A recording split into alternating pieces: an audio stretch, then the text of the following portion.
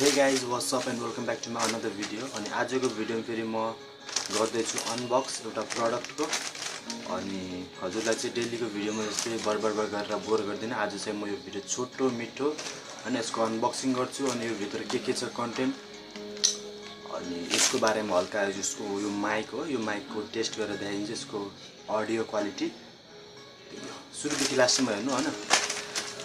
अनि यो चाहिँ नि मैले मगाएको बोया कम्पनीको BOYA M1 भन्ने कलर माइक्रोफोन। पहिला पनि यही कम्पनीको माइक्रोफोन युज गर्थे मैले। यस्तो हुन्छ हेर्नु यो माइक्रोफोन हैन।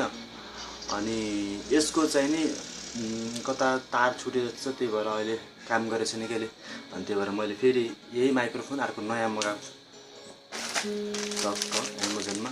मगाउनु त मगायो तर कस्तो छ प्रडक्ट मलाई अलिक ठिक लागिरहेको छैन। अलिकति हेर्नु न कचाकुचिक बनाएर ल्याइदिएछ क्या। अब बाहिर चाहिँ नि हेर्नु यहाँ तिनवटा यस्तो पेपर हुन्छ पहिला पनि ताला। यो पेपरमा चाहिँ अब केही पनि मेन्सन गरेको हुँदैन है, आफ्नो नाम पनि मेन्सन छैन। यहाँ फोन नम्बर छ मेरो। अनि मतलब जुन प्रडक्ट मगाएको त्यो चाहिँ नि सिक्रेट नै राख्छ के। कचाकुचिक बनाएर ल्याइदिएछ यसका बाजुको चाकहरू छ यसको माथि। अनि भित्र चाहिँ हल्का यो पेपर केही काम नलाग्ने पेपर अनि राख्नुपर्छ यार, कता रिटर्न गर्नु पऱ्यो भने त बर्बाद भयो नि। अनि हेर्नु यो बोया कम्पनीको हजुरलाई देखेछ कि प्याकिङमा यस्तो टक्क आउँछ हैन। यहाँ दिन्छ ब्रान्डिङ ओके। यो चाहिँ नि हजुरको मोबाइलमा पनि लाग्छ हैन, DSLR मा पनि लाग्छ, एकदम इजी। ल्यापटपमा लाग्छ, जेमा कनेक्ट गर्नुहुन्छ ट्याब्लेटमा हैन, क्यामकोडरमा जेमा पनि लाग्छ है। यसको जुन यो हुन्छ नि ज्याक, त्यो घुसार्ने ज्याक, त्यसलाई चाहिँ त्यसको साइज चाहिँ 3.5 mm को ज्याक। हजुरको हेडफोनको जुन ज्याक हुन्छ नि सेम त्यस्तै हो। अनि कस्तो कचाकुचुक बनाएर ल्याइदिएको। अब यहाँभित्र चाहिँ छ यो एउटा पेपर, काम नलाग्ने पेपर। कम्पनीले किन पठाउँछ कि नि। अनि अहिले चाहिँ मेरो अडियो कस्तो आछ हैन, साउन्ड मेरो भोइस सुन्ने छ कि नै, लाउड आछ कि नै। विदाउट माइक रेकर्ड गरेछु अहिले चाहिँ नि। यो यति टाढा छ मेरो मोबाइल हैन। अनि टक्क यसरी प्याक गरेर पठाउँछ। तार चाहिँ बेसरी लामो हुन्छ कि यसको ज्याक हेर्नु 3.5 mm को ज्याक। अनि यसमा चाहिँ ब्याट्री हाल्नुपर्छ। यो माइकमा चाहिँ ब्याट्रीको रिक्वायर छ। यसलाई यसरी खोल्ने, फोकस भन्छ कि नै हैन।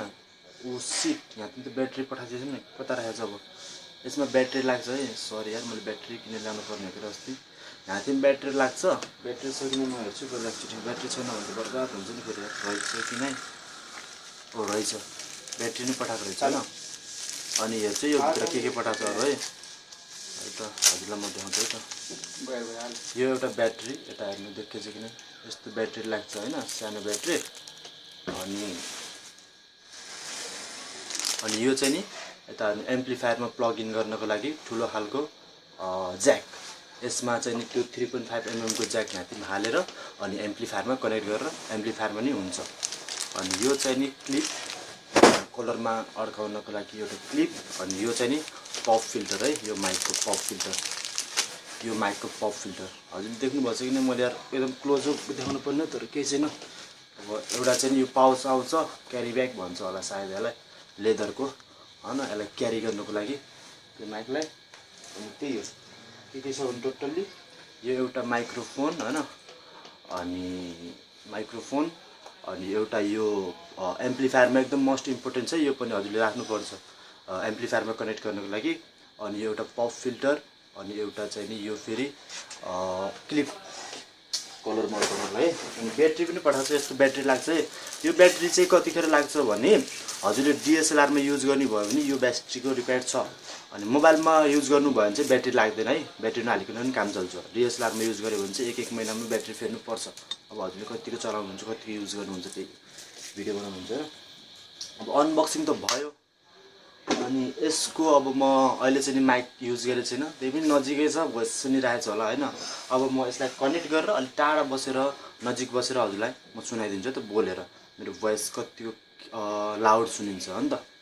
चाहिँ यो क्लिपलाई चाहिँ नि हजुरले हैन, यो दिएछ नि जुन क्लिप, यो यसलाई चाहिँ नि यहाँ थिम कता गयो माइकको टुप्पा यहाँ थिम जुन यो भाग छ यो खाली भाग हैन यहाँतिर चाहिँ नि यसरी अट्याच गर्नुपर्छ है अलिकति हल्का बल लगाएर प्रेस गर्नुपर्छ है त्यतिकै घुस्नै खोज्दैन माकासँग हेर्नु यसरी टक्क आउँछ यो अनि यसरी च्याप्ने हो कि यसलाई यसरी हैन अनि खै त्यो ठुलो ज्याकलाई त अनि यो ज्याक फेरि यता हेर्नु यसरी यहाँतिर बस दिन्छ यहाँतिर घुस दिन्छ लइ है लम्मै घुस दिन्छ यसरी अनि यसरी टक्क घुसाएर यसलाई चाहिँ नि एम्प्लिफायरमा कनेक्ट गर्नको लागि पठाएको के यो चाहिँ बोयाले है यसलाई एम्प्लिफायरमा अनि जहाँ ठुल्ठुलो यस्तो ज्याकहरू लाग्छ त्यहाँतिर कनेक्ट गर्न पनि मिल्छ अब चाहिँ म हजुरलाई जोडेर देखाउँछु मेरो भोइस कस्तो आउँछ लम्मै हाल्दै यतापट्टि उता चाकतिर हाल्न लाग्यो टाउकोतिर हाल्न